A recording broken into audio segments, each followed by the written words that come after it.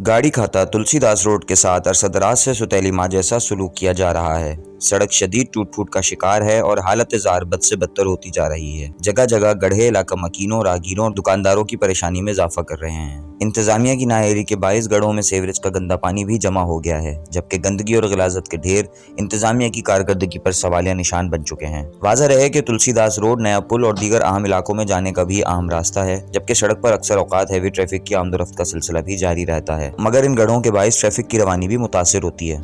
इसके अलावा सड़क पर मस्जिद और कारोबारी मराकज़ भी बड़ी तादाद में मौजूद हैं, लेकिन इन गढ़ों के बाइस नमाजी हजरात समेत शहरियों और कारोबारी हजरात को मुश्किलात का सामना है। उन्होंने हुकाम वाला से पुरजोर अपील की है कि जल्द सड़क की मुरम्मत करवाई जाए और उनकी मुश्किलात को कम किया जाए।